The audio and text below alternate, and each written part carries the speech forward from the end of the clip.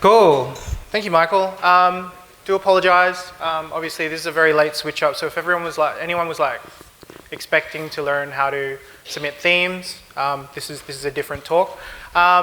Quick background. So we're talking about creating a lead generation machine. Go easy on me. This is a fresh presentation. I haven't done this before, but let's get going. So just a little quick intro about me. So my name is Robert. I'm one of the solutions engineers at WP Engine. So in terms of my background, Michael's already gone into WP Engine, but my background, I've started 3 startups and exited 1. I love my little dog. Her name is Chelsea. I like basketball and go for like a team that never wins. And I love making WordPress do crazy stuff and break. So cool. Agenda of this talk is about, firstly, when we're talking about creating a lead generating machine, we want to understand, okay, what are we talking about when we're creating a lead? What does a lead mean? How does that impact your business? Like, what are the steps that go towards like that lead turning into something that's actually valuable? So we want to understand the funnel first. We also want to understand, okay, what do we mean by sort of push and pull marketing? That's a very basic sort of concept of marketing. I'm sure a lot of you here have more sophisticated ways of understanding it. But obviously, this is a beginner sort of talk. And then we're going to talk about like some possible ways of leveraging this kind of model. So as in like understanding social media and content marketing to kind of build on that initial outreach, and then talking about sort of lead generation and nurture. So things that you can do to kind of turn that person who's found your content interesting into someone who's willing to actually do business with you. And then, because I love automating everything because I'm super lazy, figuring out how to do that. Okay? Awesome. So I just want to start by saying this is good for small business owners, sole traders and freelancers, small creative agencies, and anyone who's looking to do sort of growth-focused, who are growth-focused on their business, but they're a little bit time poor. So this is going to be, for some people, pretty simple. For others, it may introduce new things. Hopefully, get some value out of it. So the first thing I want to talk about is understanding the funnel. Now, who here has kind of created a sales and marketing funnel before? Woo! You guys are awesome. There's like 10 hands. Awesome, great. So basically, it's a visualization of the customer journey. So you want to understand, okay, how do they first interact with your brand? Okay, how do they understand it? What is the messaging behind it? And then going through each step to get them from becoming like, let's say, understanding your brand to kind of being interested in it to purchasing whatever it is that you're offering and then to becoming advocates of it. So as we grow, you know, and this is especially in the case when I started, especially the case when I was doing startups and like creating products that no one had ever heard of and they were like, who the hell is this guy? I used to run around trying to do sort of day-to-day things. I was really unstructured about the way I was doing things. I was just trying to generate business and hustle, which I was like, hey, hustling, that's like cool. But like, if you hustle without structure, you're just expending energy for no reason. And so without understanding what the structure is that you're using when you're hustling, it's really hard to iterate on it. It's really hard to improve. If you're like, okay, well, how much time can I shave off running between appointments and stuff like that? That's not useful, you know? So the only really good way to understand how to kind of optimize that is by kind of mapping out that journey and creating a funnel. I see a few of you have taken a shot of that. That's a very basic sort of sales and marketing funnel, so it's a good one to start with. But it allows you to understand, you know, like the metrics or understand what sort of metrics you need to create for defining when someone has become interested, you know, instead of kind of just feeling it out, or when someone is ready or has signaled sort of buying intention instead of kind of just going, oh, they look like they might want to buy. And so like it gives you like some metrics that you can improve on and iterate and grow your business. So the first concept I want to go into, it's very simple. I'm assuming most people have heard about the difference between push and pull marketing. Who here hasn't? Everyone has heard about, awesome. Michael, that's interesting.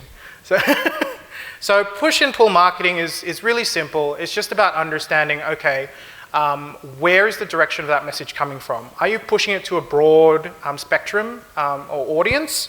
Or are you creating content which is engaging so that people are wanting to actually engage it with themselves? So pull marketing, bringing people towards it.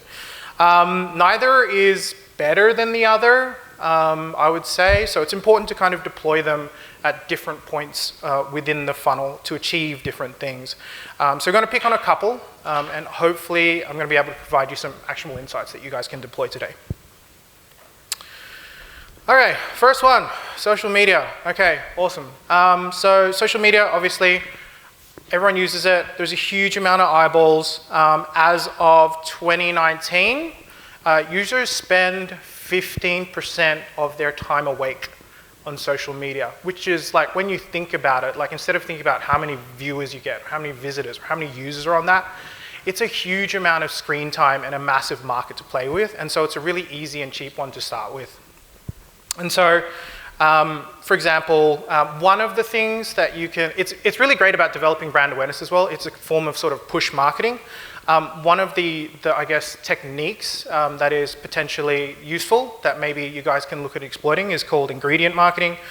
So just to give you an idea of how that works, does everyone know Intel? Yes. No one? Does anyone not know Intel? You don't? Okay. So Intel is like basically a CPU manufacturer, and prior to sort of the 1990s, they weren't very well known out of sort of professional circles. And the way that they kind of built their brand awareness, they actually increased the brand awareness from 24%, so when they surveyed a group of customers, to 94%, was simply by like adding like a sticker to every PC. So now it's like it's super well known. As you can see, very few people don't know about it. And so it's a really effective way to market. They're always lurking, and basically over that period where they were able to increase their brand awareness, okay, they saw a 4 times increase in revenue. And so brand awareness really does correlate to like the business that you're trying to build. Oop. This is some metrics that Hootsuite has done just recently, I believe like just at the start of this year, so these are super recent. The only reason why I kind of wanted to point this out is it kind of demonstrates to you kind of the size of each market we're working with. Feel free to take a picture, it's really useful. The key thing now with social media, as I mentioned, it's really an intrinsic part of the human digital identity. And so unlike other platforms, which can seem really impersonal, in the way that it works. These are usually people who are using these use it in intensely personal ways. And so oftentimes when you're engaging with them with push marketing, with kind of presenting sort of, say, a message that perhaps like might interest them, they engage in a way that's like a little bit more personal than saying coming in a bit guarded because of the platform that they're on. And so you'll find that a lot of the people on here are typically really sticky. So that means like things like, for example, content, like for example, creating white papers or like videos and things like that. People actually watch it, okay? Because they don't have that preconceived notion that they're basically being sold to. I'm going to basically focus on the largest platform on there, which of course is Facebook. And basically what I want to be able to do is, after this, kind of show you 3 really simple best practices that I think everyone should be observing when they're using Facebook, making sure they're using them in a consistent manner to be able to consistently grow their brand awareness on social media. So the first one, and these are specifically from Facebook, so these are not a secret, but if you haven't seen them, you know, they are something that you want to make sure you're always observing, you're always thinking about when you're doing anything. So first one is obviously keep posts short and specific. You want to be really specific about the message you want to communicate. And the reason why I say this is not just because some marketing guru said it. We actually did a study with, I believe it was Advanced Genomics, is that right, Mark? Well, the Gen Z study, what was it called? Yes, yes, the Center of something Generational Kinetics. And basically what they found was that millennials have a 12-second attention span, right? Which is cool, you know, because Gen Z, which is the most recent generation, as in people who are like now attending university and stuff, who engage with these platforms, has an 8-second attention span. So this is a trend that's continually decreasing. So in terms of attention span, you only have about 8 seconds to work with before you lose, you know, their buy-in, basically. So it's really, that's the reason why it's really important to keep kind of posts short and specific. Pictures are really good. You want to post frequently and timely. I think this is really also a best practice. So obviously with the amount of noise generated these days in terms of content, there is more content developed around the world within 2 days now than like your grandparents would have consumed in their entire lifetime. So it's like, how do you stick out from that? And there's no really like one magic bullet, and this applies to not just social media, but any sort of form of like marketing where you're involving content. You want it to be consistent, and you want to time it correctly for maximum impact, and you want to keep doing it over and over again.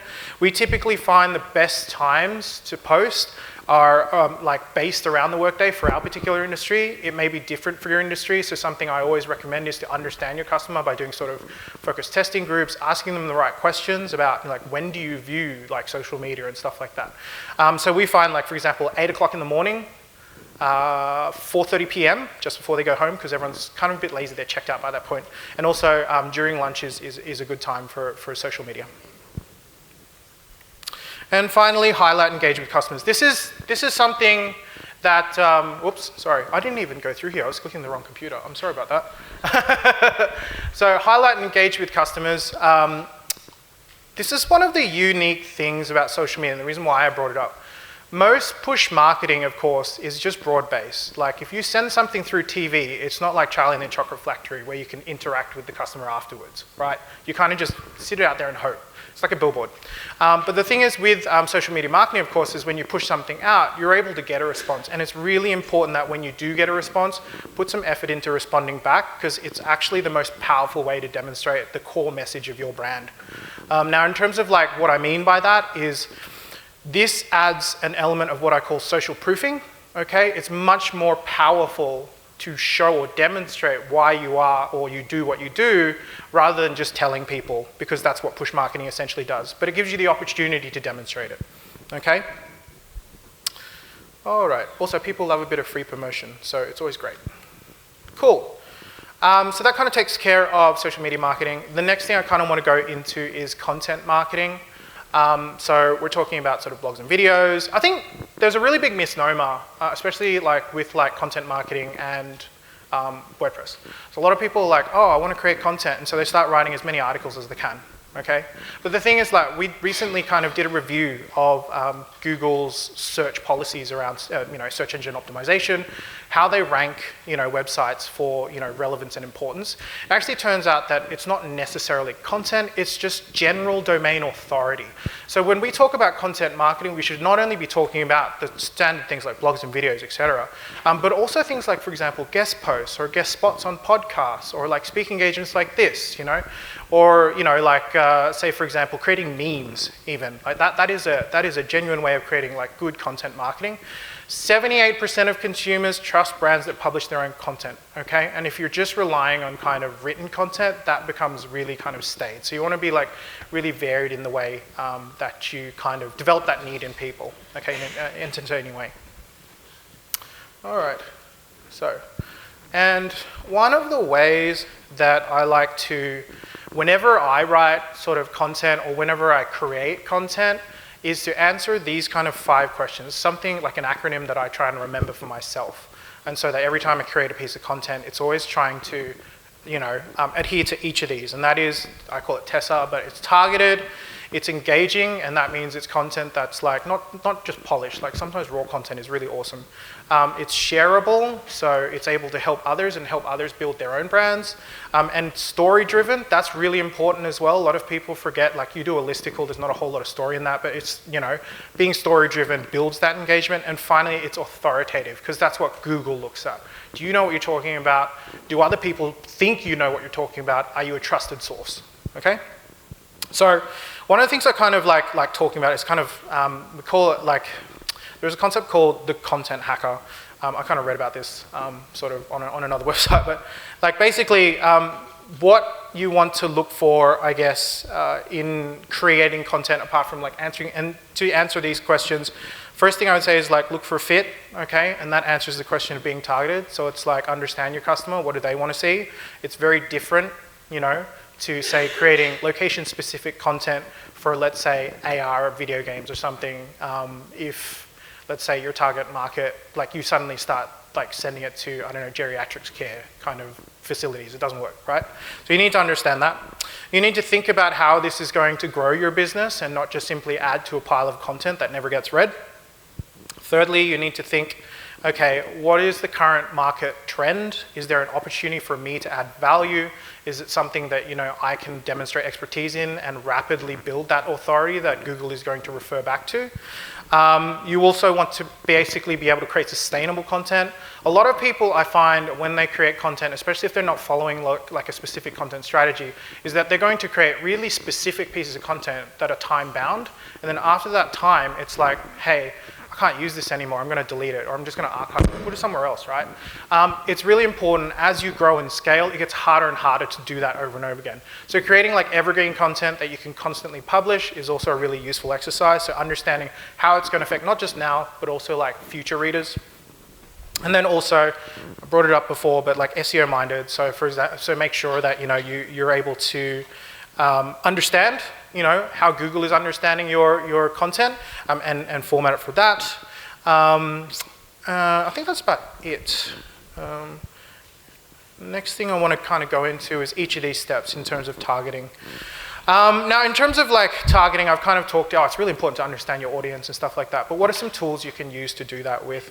And so something that you might want to look at, and I typically use like kind of a startup methodology when I come to sort of iterating my content. That is, you hypothesize something that you feel that your target audience might like, you test it by writing some articles and see what sort of response you get, and then to iterate. But in order to be able to iterate and understand what sort of response you're getting, you need these kind of tools. So one of the things I typically recommend is Monster Insights. It's a really good analytics solution. It just generates data from Google Analytics, and you're able to really easily understand, what is resonating with your customer, and so you can just do more of that.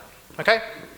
It adds a dashboard that shows sort of where people are coming from to consume your content. So it gives you a good idea of the channels that you're using and how effective they are. And it also comes with WooCommerce tracking as well. So anyone using e-commerce, that helps because you understand how people are kind of moving from there to cart. The other one I kind of just brought up is, hang on a sec, is exact metrics. Okay. So they're a little bit more, I would say, comprehensive, and that's another one you want to kind of check out as an option. Oh, sorry, I talk really fast, my apologies. So the first one is Monster Insights, okay? They're the ones that make, I think it's a Google Analytics dashboard for WordPress, but Monster Insights, you look that up, you should be able to find it.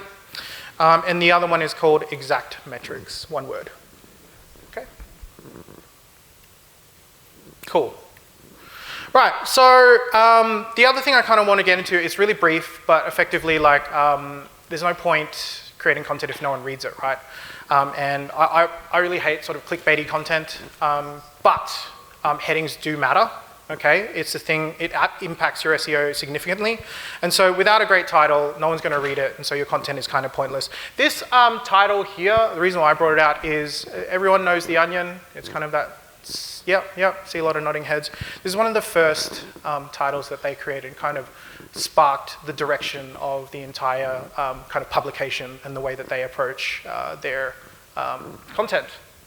Okay, so titles are really powerful. The second thing I want to say, of course, we're talking about sharing before. You want to encourage sharing and engagement from your users.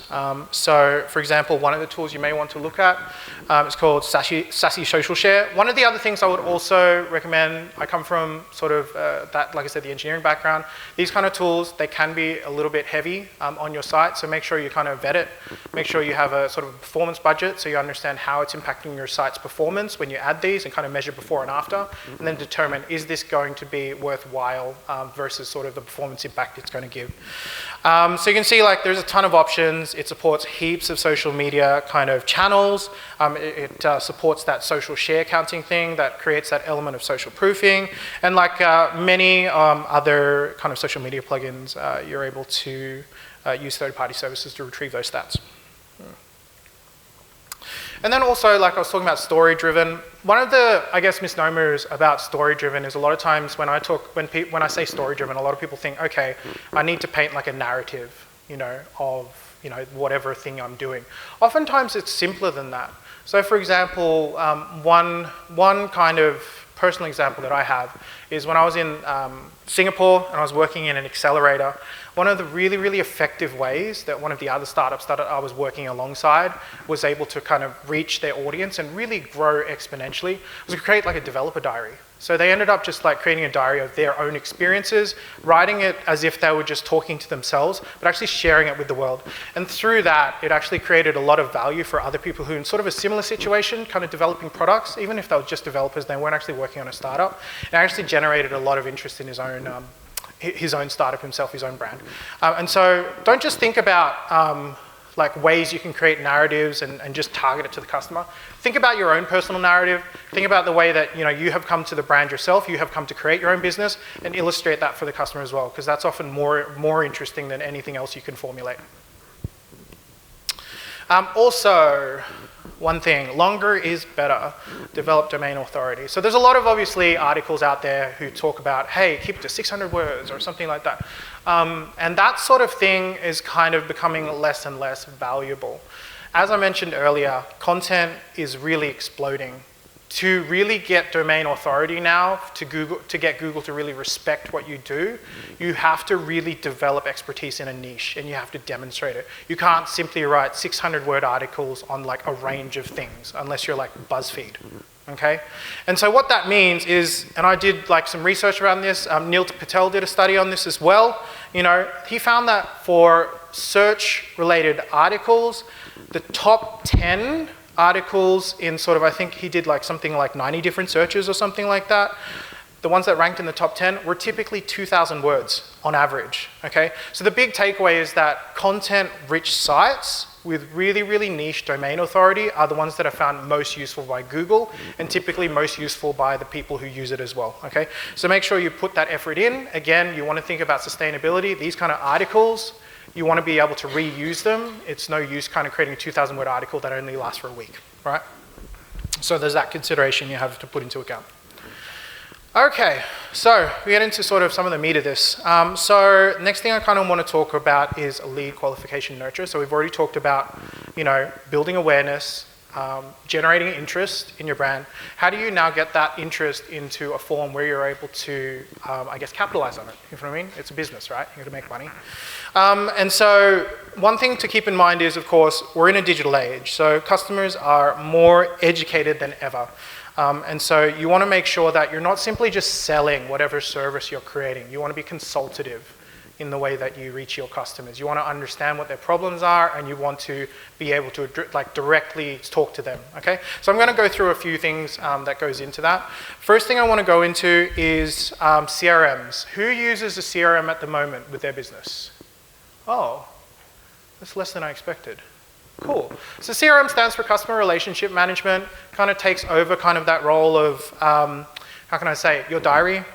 Oftentimes if you're running around as sort of a freelancer or you're running around as a small business, like trying to keep track of all the interactions you have with all the customers is a mind-boggling affair. And so you want to be able to offload that, and that's what CRMs are able to do. They're called client relationship management tools. So just a few stats just to indicate how important these things are and why they're so ubiquitous in larger organizations.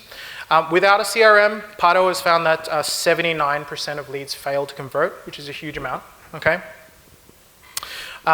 Based on the compounded annual growth rate that businesses receive from implementing a CRM, average compound annual growth rate is 15.1%.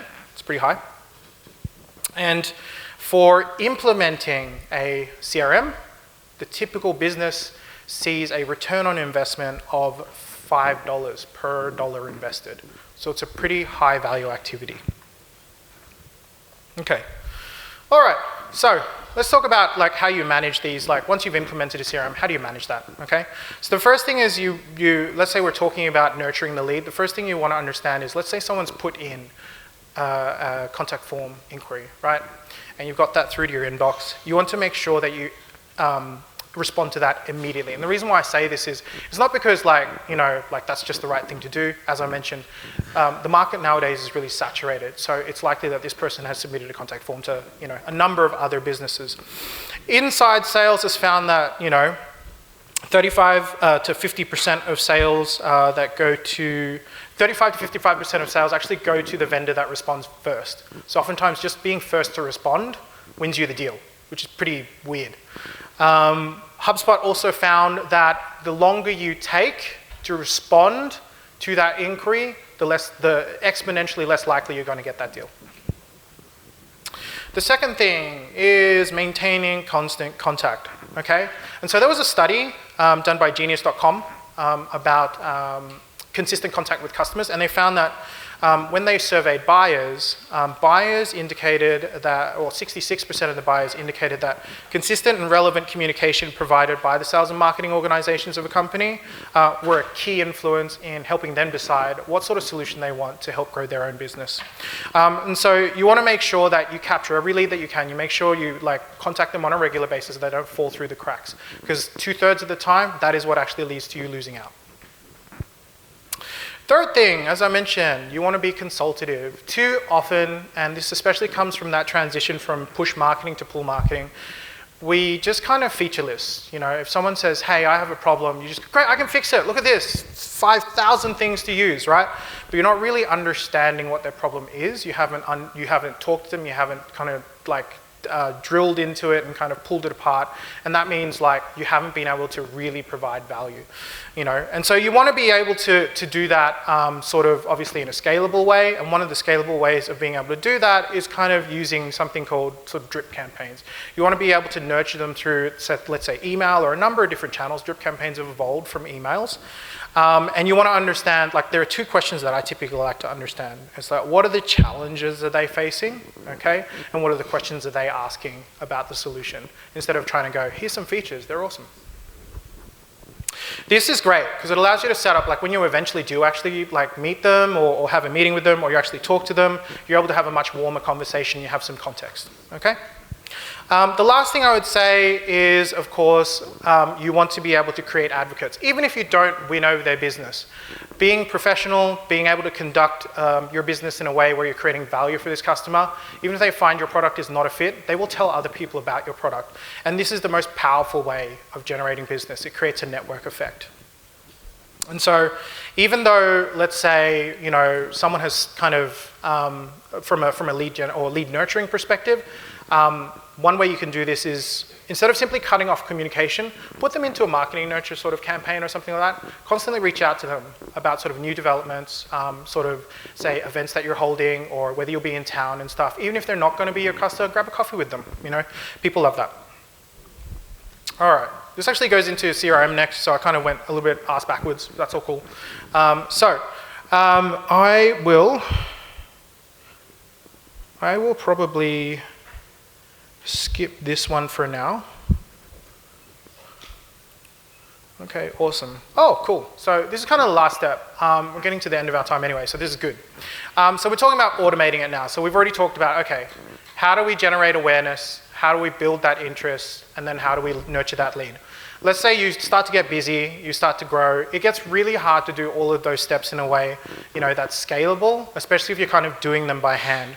So some of the ways you can kind of win this process is by using WordPress, because WordPress is so powerful with kind of that native REST API. It allows you to basically use so many different tools that you're able to kind of automate a lot of that process. So basically, we've already gone into the funnel, so I don't need to really review in that. Okay, let's see. So some of the things that I like to do, basically, there's about, as Michael said, over 50,000 plugins that you can kind of leverage for WordPress. Like which one of the plugins are going to work for you. And also, because there's a REST API as well, there's a number of other things that you can connect with it that don't need to be a plugin. A couple of the tools that I like to use, just as a preface before I get into the actual recipe itself, that are really simple to leverage and don't require a whole lot of knowledge and expertise to get working. One's called Zapier, okay? It's that, how can I say, it's that little like, 8-sided star with a white circle in the middle, and also IFTTT, or if this then that, okay? And these are like, they're not enterprise grade, but you know, like they're super easy to get going, okay? I recommend you have a look at them. All right, cool. This is the cool bit. Okay, so this is what I like to call a really basic automation recipe, okay? It's something that like anyone can get going really easily. It doesn't rely on any sort of tools that require a high level of expertise, but it does allow you to be super effective in the way that you kind of not only build awareness, create interest, but also kind of nurture those leads and build growth in sales in your business. So the first thing I would say is everything kind of hinges on content, okay? So we start with WordPress, bottom left-hand corner. And so when you publish that WordPress content, maybe on that WordPress content, you want to put something like WP Forms in there to be able to capture leads directly on the page. But also, not everyone's going to go to that web page, right? So you need to exploit other channels as well. So something like a tool that I like using is called Buffer. I'm not sure if anyone here uses it. Does anyone use Buffer at the moment? Got 4, 5, 6 people. Awesome. The reason why I like using Buffer is it's super simple to use. You don't need to worry about creating a big ass, annual marketing campaign calendar or anything like that. You just set it on an ongoing basis. So you can say, okay, every 2 times a day, publish whatever is next on the feed, that sort of thing.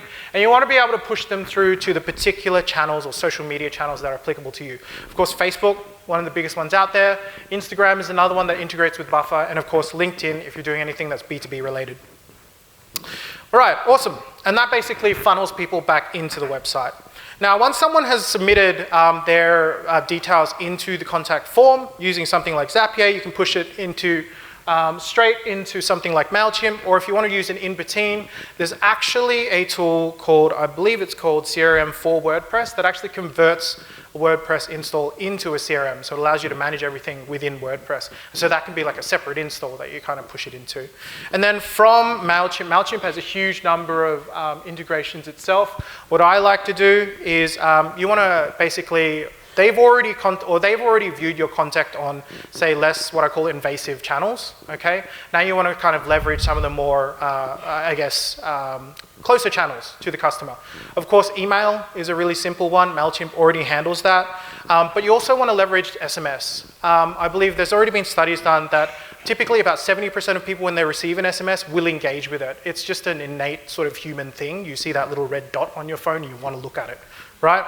And so a platform that works really well is called Twilio that I recommend everyone check out.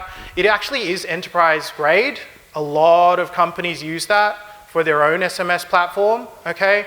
But it's super simple to use, so you can check that out. Another one you might want to look at is EngageSpark, which is a little bit cheaper. Another really good quirk that I like using in the particular funnels that I use is that little tool down there. It looks like an X in a box. It's called X.AI. It's actually a startup that developed an artificial intelligence scheduling bot. Okay, they're based out of San Francisco. And what it does, it actually scans the emails and it actually communicates with your customer automatically to schedule time for you to be able to give them a call, okay? So, those times where you spend time kind of sending emails and going, I'm available at 4, they're like, I'm not available at 4, how about 5, I'm not available at 5, that sort of thing. That is taken entirely out of your scope, and you can actually build that into each step within your drip marketing campaign that allows you to push people through the process towards sale without you ever being involved. And then finally, X.AI basically puts an appointment in your calendar for you to be able to talk to the customer. And that brings me to the end of that recipe.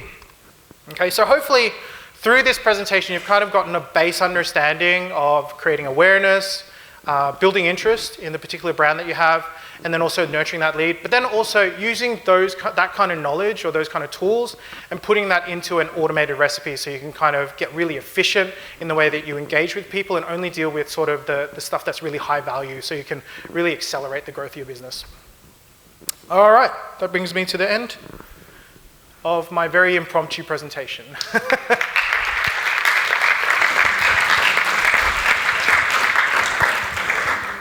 we have any questions? No? Oh, we have one there. I was hoping no one put their hand up. Go nuts. That was really good, thank you. I didn't quite get the name of the SMS. Twilio. So it's How do you spell that? Twilio. Oh, perfect. Yeah. Cool, yeah. Thanks. It's super handy. I'm going to ask a massive favor that we get some links to those logos. Oh, sure. We can do that later. This content's all going to be available later. It's been filmed, so we will get some reference there. I can do. Can do. How you doing? Good, thanks. Sorry, what's your name? Ian. Ian, nice to meet you. Yeah, thanks. You had a picture there of Onion, Yep. that newspaper. I Yep. didn't get your drift there with the words that were blanked out. I knew what they were. Oh, But, yeah. They told me that they're naughty, so I can't put them up. Were you putting it up as a good example or a bad example? That's a good example because it allowed you to contemplate it and understand it. Sometimes it's not necessarily about the content within the title, it's the fact that you reacted to it. So that was a really good title. And I know I am like you, I hate clickbait titles, but the point of that is that you hate it. So it means you're engaging with it. Yeah.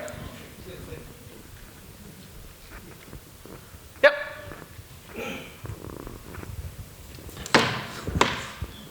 Do you have any specific recommendations for WordPress plugins that connect with Buffer? There was a little icon there, but... Sure.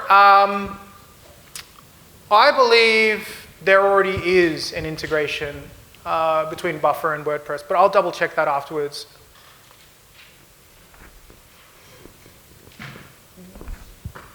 Anyone else, guys? All right, let's call it then. Big round of applause again.